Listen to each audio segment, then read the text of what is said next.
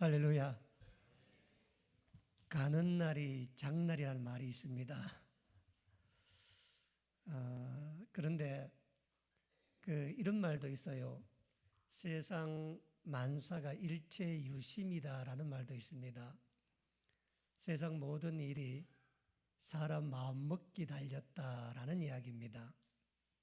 성경식으로 말하면 합력하여 선을 이룬다는 말입니다.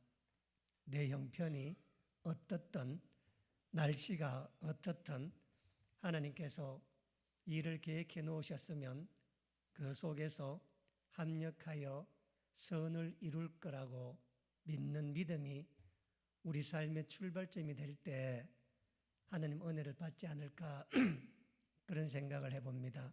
그래서 오랜만에 우리 야유회를 잡았는데 비가 많이 오는데 오히려 감사해야 합니다. 하나님께서 송진가루를 싹 씻어내시고 황사를 다 씻어내시고 맑은 걸 보게 하신 게 얼마나 감사한지 모르겠습니다. 모든 게 다 마음먹기 나름이니까 마음들을 잘 주실 때 아마 복이 될 걸로 믿습니다.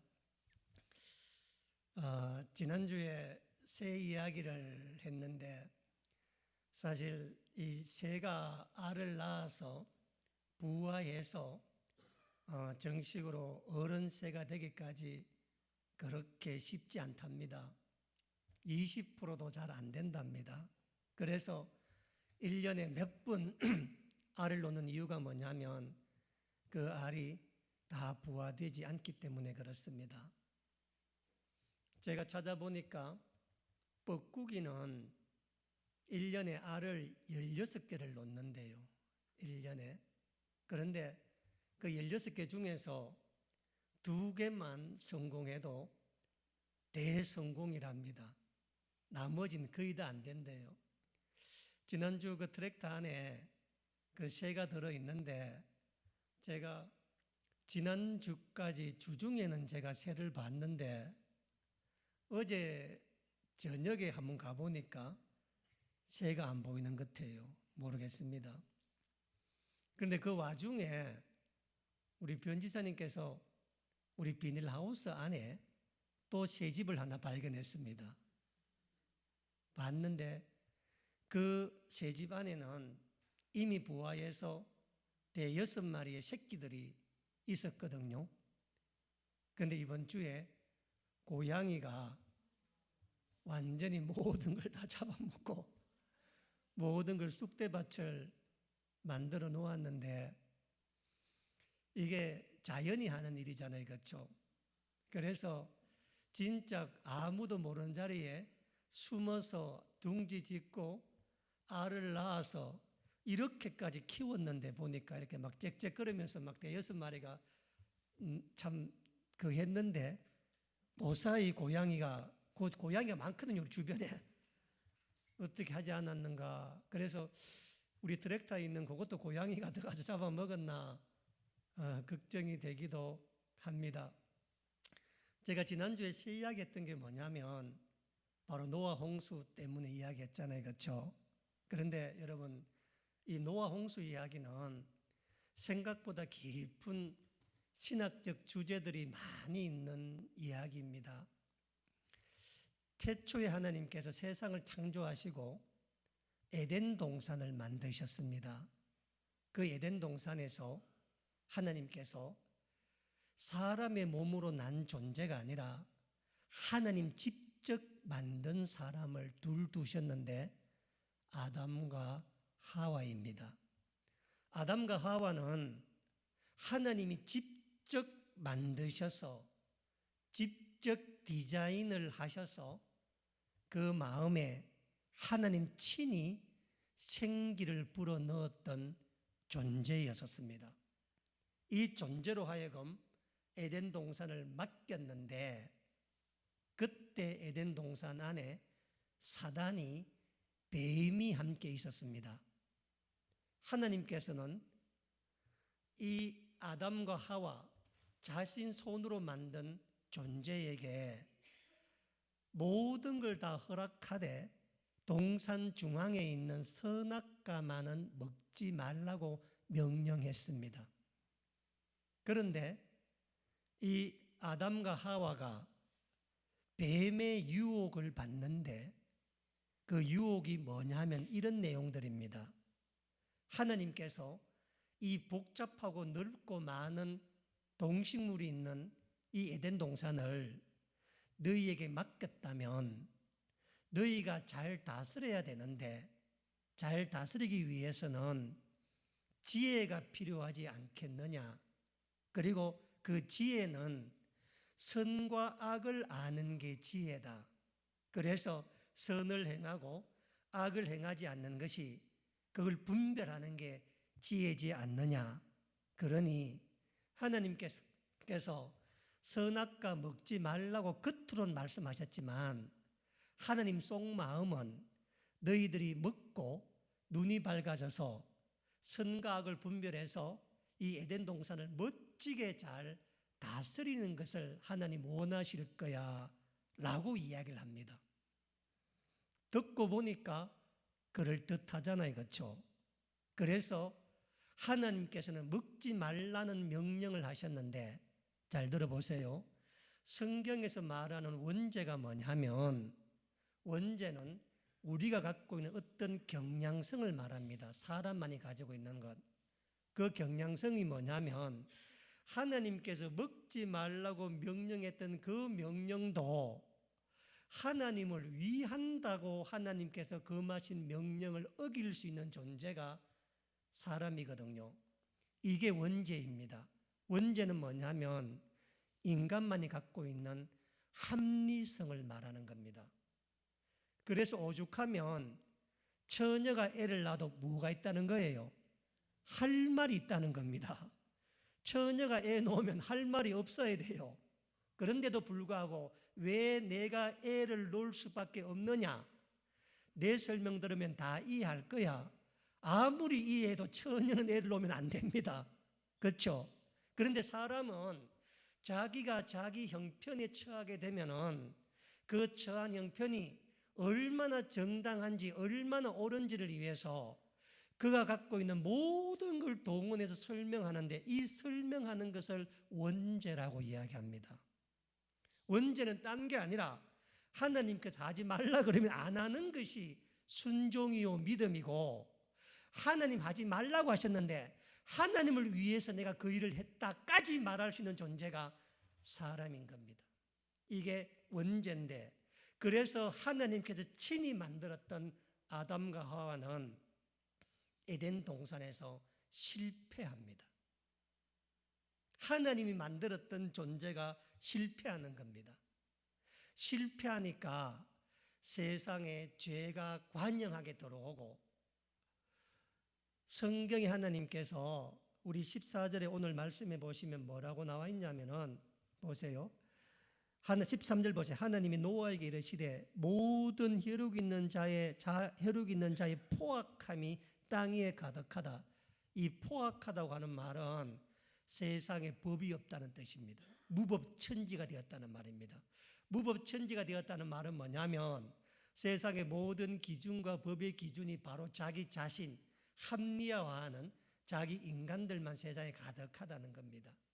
그래서 하나님께서 세상을 심판하시기로 작정하셔서 나온 게 노아의 방주 사건입니다. 자, 그런데 보세요. 노아의 방주 사건을 시작하면서 하나님은 세상을 전부 다 갈아엎고 새롭게 사람을 만드셔도 됩니다.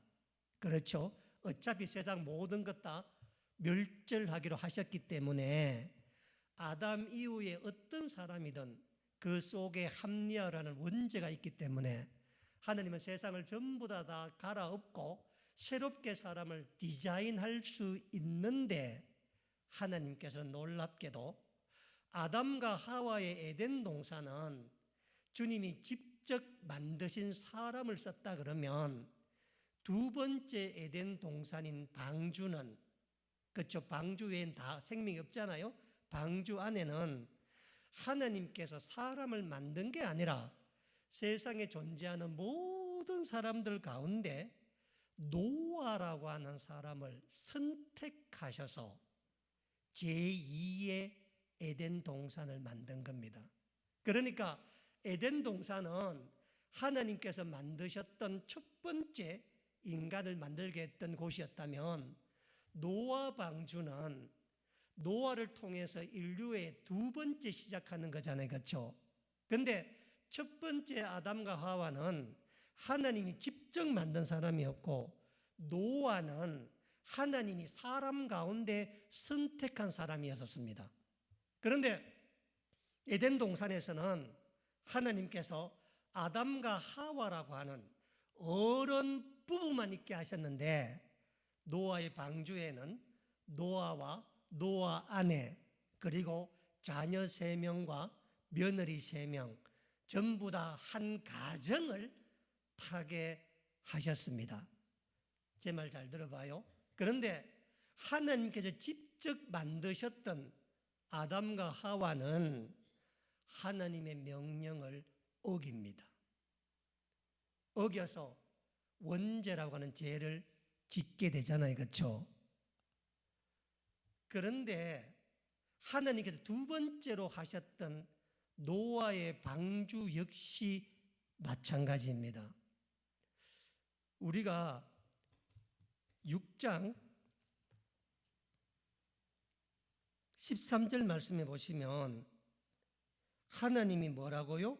노아에게 이르시되, 7장 1절에 보면 여호와께서 노아에게 뭐예요? 이르시되, 8장 15절에 가보시면 하나님이 노아에게 뭐예요? 말씀하여 이르시되, 저를 보세요. 노아 홍수 사건 382일의 기록 가운데 하나님은 노아에게 단 3번만 말씀하셨습니다. 이르시되. 에덴 동산에서 하나님의 말씀을 누가 어겨요? 아담과 하와가 어깁니다. 하나님 지었던 사람이 어겨요. 그것도 하나님을 위한다고 합리적으로 어겨요. 노아 방주를 시작하면서 하나님은 3번만 말씀하셨습니다. 노아에게 이르시되, 명령하여 말씀하시되. 그 말씀을 어떻게 했는가? 자, 6장 22절에 보면 첫 번째 하나님의 말씀을 6장 22절에 노아가 그와 같이 하여 하나님이 자기 명한 데 다 뭐했다고? 준행했다. 준행했다는 말은 뭐냐면 분부한 대로 100% 순종했다. 노아는 묻지도 따지지도 않았습니다. 노아는 무엇 때문에 멸절하려고 하십니까? 이 방법밖에 없습니까? 다른 방법 구하면 안 됩니까? 모세 같은 경우에는 시내산에서 금송아지 만들었던 백성들을 하나님 다 죽이려고 했었을 때 모세는 막았습니다. 하나님, 이 백성 광야에서 다 죽이면 사람들이 그렇게 홍해 가르고 애굽 데리고 나와서 광야에 다 죽게 했다. 얼마나 비웃겠습니까? 차라리 내 이름을 생명책에 제하여 주시고 저들을 살려달라 기도하는 게 모세였거든요. 노아는 그런 기도하지 않습니다. 아브라함은 소돔을 위해서 기도하잖아요. 노아는 묻지도 따지도 않아. 다 뭐 했다고? 준행하였더라. 7장 5절 보세요. 하나님께서 말씀하셨거든요. 뭐라 그래요? 노아가 여호와께서 자기의 명한 대로 뭐 했다고요? 다 준행하였더라. 8장 15절을 넘어서도 하나님 명령을 다 따릅니다. 자, 날 보세요. 이게 되게 중요해요. 오늘 짧게 하고 마쳐야 돼요. 오늘도 마쳐야 되는데, 오늘 하려면 되게 긴 이야기를 많이 해야 되는데 또 다시 한번 다음번에 한번 또 하기로 하고, 이것만 아시는 거, 새 이야기가 났기 때문에 그런 거예요. 뭐냐면 노아는 600세 때 하나님께서 말씀을 받아서 노아 방주에 들어가는데 3번 다 하나님의 분부 말씀만 따랐습니다. 왜냐하면 만약 노아가 또 실패하면 에덴 동산에 실패하잖아요. 그렇죠? 하나님이 직접 만든 사람도 실패하고 하나님께서 세상 모든 사람 가운데 택하신 자도 믿음에서 실패한다면은 이 일이 어떻게 되겠습니까? 그래서 하나님께서 말씀을 아끼셨는데 노아가 모든 하나님의 말씀을 다 준행하고 명령을 따랐는데 유일하게 노아 방주 안에서 하나님의 말씀을 따르지 않고 자기 스스로 결정한 일이 하나가 있는데 그 일이 까마귀와 비둘기를 세상에 내보내는 일이었다 이 말입니다. 그래서 지난주에 새 이야기 한 거예요. 자, 잘 들어보세요. 하나님께서 노아에게 방주에 들어가 있는 동안 382일 동안 한 말씀도 안 하셨습니다. 딱 세 마디만 말씀하셔서 방주를 만들라, 방주에 들어가라, 방주에 나와라, 이 세 말씀은 하셨고 7장 8장 그 가운데 하나님 단 한 번도 노아에게 별도로 말씀하신 적이 없었는데 노아가 방주 안에 들어간 지 276일째 되는 날 노아는 하나님께 묻지도 아니하고 하나님 말씀도 없었는데, 여러분 방주라고 하는 것은, 노아의 방주라고 하는 것은 방주라는 말을 쓰잖아요. 그렇죠? 배라고 따로 부르지 않잖아요. 그렇죠? 이때 방자가 무슨 방자냐면은 네모난 방자, 이 네모나고 큰 걸 의미할 때 쓰는 단어가 한문으로 방자입니다. 사방할 때 방자 쓰잖아요. 그렇죠? 방자. 그러니까 왜 우리는 하나님께서 노아 방주라고 하는 테바라고 하는 단어도 여기하고 모세 갈대상자밖에 안 쓰잖아요. 그 다른 단어 안 쓴다고. 그래서 우리나라에서 처음에 성경을 번역할 때도 이게 배로 번역해야 되는 뭐로 번역해야 되느냐고 생각을 고민이 많았습니다. 왜냐하면 배는 배인데 성경 원어가 배를 의미하는 단어를 쓰지 않았기 때문에 그래요. 그래서 이 방주라고 하는 것은 사방 네모가 난 큰 구조물을 의미하는데 여기에는 돛도 없고 닷도 없고 창문 하나 없어요. 창문 하나. 그리고 빛이 들어가면 안 되니까 온 사방을 역청으로 다 만들었는데 유일하게 창이 어디 있었냐면은 그 방주 꼭대기 지붕에 천장이 하나 있었는데 가로 세로 45cm 되는 창 하나가 있는 거예요. 자, 그러면 여러분 생각에 이 방주가 구원의 배 같아요? 감옥 같아요? 생각해 보면 감옥입니다. 감옥 방주는. 그러니까 우리가 방주는 자꾸 뭘 이렇게 막 무슨 이렇게 낭만적으로 자꾸 보지지 마시고 여러분 같으면 역청을 다 바바라서 빛 하나 안 들어오고 창문 하나 없고 위에 지붕에 41기통 하나만 있는데 거기에 동물들과 함께 그 안에 들어가라 살라 그러면은 그게 천국이겠습니까? 한번 생각해 보세요. 그러니까 방주는 일종의 사람을 시험하는 감옥과 같은 감옥도 그런 감옥이 어디 있어? 창문이 다 있지, 그렇지 않습니까? 창문도 안 없는 데라고. 자, 그랬는데 노아가 하나님 말씀을 어겼다기보다는 하나님의 말씀이 없는데 창문을 열어서 까마귀하고 새를 내보냅니다. 까마귀를 먼저 내보내는데 그때가 11월 10일이었어서 노아가 방주도 가고 난 다음에 까마귀를 보내는데 까마귀는 안 돌아와요. 까마귀가. 그 다음에 비둘기를 보냅니다. 많은 사람들은 까마귀는 썩은 걸 좋아하고 이런데 그런 거 전부 다 본질이 아니야. 이 이야기에서 본질은 뭐냐면 노아가 하나님 말씀을 지키지 않았다는 것뿐입니다. 명령을 안 따랐다는 거예요. 안 따르고 까마귀가 비둘기를 냈던 이유가 뭐냐면은 세상을 정탐하기 위함이었습니다. 오늘 제가 시간이 없어서 다 설명 못 하겠는데 어쨌든 그런 일이 있었어요. 그러니까 그래서 내보냈는데 까마귀는 안 돌아오고 비둘기 나갔다가 다시 돌아옵니다. 그래서 두 번째 7일 뒤에 11월 17일 날 비둘기를 내보냈는데 이 비둘기가 감람나무 잎사귀를 올리브나무 잎사귀를 물고 들어온 거예요. 물고. 그러니까 마침내 땅에 270여일 만에 땅에서 물이 다 빠지고 나무가 자라서 잎사귀가 돋았다는 이야기입니다. 땅이 회복되었다는 뜻입니다. 그리고 7일 뒤에 11월 14일 날 이 다음에 2월 27일에 문을 열고 나오거든요. 그러니까 11월 24일에 세 번째 비둘기를 내보냈는데 안 돌아왔습니다. 이 말은 뭐냐면 비둘기가 이제 노아 방주 안에 안 들어오더라도 바깥에 충분히 먹고 살 만한 자연 생태계가 이루어졌다, 이런 뜻입니다. 자, 잘 보세요. 그러면 이제 바깥에 자연 생태 회복된 거 알아요, 몰라요? 압니다. 알죠, 그렇죠? 그러면 노아가 밖에 나가고 싶었겠어요, 안 나가고 싶었겠어요? 싶었겠죠, 그렇죠?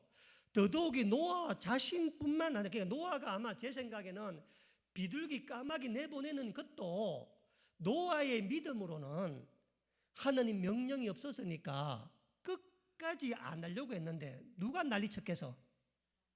자식들이. 그게 광야 40년이잖아. 백성들이 불평을. 그러니까 노아 자식들이 아버지 비가 그친 지가 언젠데 이 배가 땅에 내린 지가 벌써 몇 달이 지났는데 하나님 왜 한 말씀도 안 하느냐? 아버지 하나님 말씀 듣기는 듣고 있느냐? 하나님 그 뜻 아닐 거라고. 빨리 나가서 세상을 빨리 하나님 뜻일 거라고. 아마 밤낮으로 노아를 달달 볶았을 거라. 안 그렇겠어요, 그렇죠? 나쁜 뜻이 아니라 아버지 이제 땅이 배가 들어서 우리 빨리 경작해가 하나님의 제사도 드려야 되고 하나님 해야 되지 않겠습니까? 이렇게 무작정 야안에 있는 거 주님 기뻐하실 일 아닙니다. 말돼 안 돼요? 동물들 얼마나 힘듭니까? 아버지 빨리 풀어서 살게 하나님 뜻대로 하입시다. 그런데 노아는 뭐를 못 들었어? 하나님 말씀을 못 듣는 거예요. 그런데 밤낮으로 볶으니까 자식이길 부모일 수 없어? 없습니다. 그래서 그러면 한번 열어보자 하고 보냈더니 뭐가 되는 거예요? 세상이 뭐가 된 거야? 회복이 된 거야. 그런데 노아 방주 이야기의 진짜 핵심이 뭐냐면 노아는 비둘기를 보내어서 땅이 회복된 걸 알고도 배 나가 안 나가? 안 나갑니다. 배를. 얼마를 배에 더 버티느냐? 96일을. 그러니까 보세요. 바깥에 풀이 있는지 모를 때는 참고 살죠. 모르니까 아이고 그냥 그런갑다. 근데 확인했어 이제. 그러면 미쳐요, 안 미쳐요? 미치는 거라. 그때부터는 방주 안이 지옥이 지옥 아니에요. 하루하루가 지옥이야. 하루하루가. 얼마나 옆에서 뱀이 속삭였겠어. 노아 보고. 다 회복됐는데 언제까지 있을 거냐? 빨리 나가자. 자녀들도. 이 방주 이야기 핵심은 물이 세상을 심판해야 되겠다. 하나님 하신 일이야. 전부 다 하나님 하신 일. 그런데 진짜 핵심은 뭐냐면 노아 가족이 문을 열어보고 땅이 회복되었는지를 알매도 불구하고 하나님께서 나가라는 명령이 있을 때까지 방주 안에 96일을 기다렸다는 겁니다. 96일을. 이게 뭐라고? 믿음입니다. 이게 순종이었던 겁니다. 우리는 형편이 조금만 어려워지고 힘들어지면은 바로 합리적 생각을 자꾸 한다고. 자꾸 무슨 자꾸. 그런데 그럼 노아가 그 바깥에 그 보고도 하나님 명령이 없음에 불구하고 96일을 방주 안에 그렇게 있었던 이유가 뭔가? 왜 하나님 말씀을 순종히 끝까지 있었는가? 그 이유가 뭐냐면 오늘 그도 본문 6장 한번 보세요. 6장 13절 말씀에 14절 말씀에 보면 하나님께서 첫 번째 노아에게 하신 말씀인데 그때 뭐라 그러느냐? 14절에 너는 고페르 나무로 누구를 위하여? 너를 위하여입니다. 여러분 방주 안에 들어가 있는 것은 누구를 위해서야? 노아를 위해서라고. 그곳이 지옥이든 내 생각에 그것이 지옥이든 죽을 말 같은 곳이든 사람이 살기 힘들든 한시도 견디기 힘든 그 어떤 곳이든 간에 누굴 위하여 준 거라고? 너를 위하여 준 거야. 너를 위하여. 사람들은 하나님을 위하여 자꾸 뭘 한다 생각해. 하나님을 위하여. 하나님이 여러분들을 위해서 어떤 상황을 만들어 주셨을 때는 그게 다 방주야. 전부 다 방주라고. 제가 방주는 앞에서 뭐라 그랬다고? 감옥이라고 내가 이야기했잖아요. 방은 감옥이라고. 고통스러운 곳이라고. 그런데 그 고통스러운 것이 하나님께서 너를 위하여 준 것이라고 하는 믿음이 생기면 그 속에서 견딜 수 있습니다. 그 속에 이길 수가 있습니다. 그 속에서 합리적 생각으로 내 뜻대로 내 마음대로 해석해서 하지 않는다는 것입니다. 그래서 아담과 하와는 에덴 동산에 실패했지만은 노아는 96일을 바깥이 다 회복된 걸 알고도 믿음으로 그 세월을 견뎌 마침내 하나님께서 문을 2월 27일 날 노아 나이 601세 2월 27일 날 문을 열게 하시고 하나님 친히 하신 말씀이 다시는 물로 심판하지 아니하리라 약속해 주셨습니다. 그 약속이 하나님을 오직 믿었던 아브라함의 약속, 내 자손들을 주께서 세우리라 이어져 가는 겁니다. 사는 교회 여러분, 우리가 살아가면서 하나님 날 잊은 것 같아. 주님 나를 아신다면 이 공간에 널 놓을 수가 없어. 주님 살아계신다면 우리 이렇게 대접할 수가 없어. 그렇지 않습니다. 여러분이 어떤 공간, 어떤 시험, 어떤 어려움이라도 누굴 위하여? 여러분을 위하여 하나님께서 하셨다고 믿을 때 합력하여 선을 이루는 겁니다. 내 가정을 위하여, 내 자녀를, 내 자신을 위하여. 그래서 노아 방주는 뭐냐면 노아 스스로 자유의지로 문을 열어 새를 날려보내는 일은 했지만 끝까지 주님이 정하신 믿음의 선을 넘지 않은 사람입니다. 그래서 어떤 경우에도 우리 영편에도 어려운 일을 당하더라도 인내하시기 바랍니다. 그것은 하나님께서 여러분에게 들어가라고 말씀하신 공간입니다. 여러분 들어간 게 아니에요. 그 믿음 갖고 밖이 어떻게 되든 간에 남이 누가 되든 뭐가 되든 어떤 일이 되든 간에 주님 명령할 때까지 96일만 더 기다리면 하나님 친히 문을 열어 주시는 역사가 있을 겁니다. 그 역사를 다 경험하시는 우리 모두 여러분 축원합니다. 기도하겠습니다.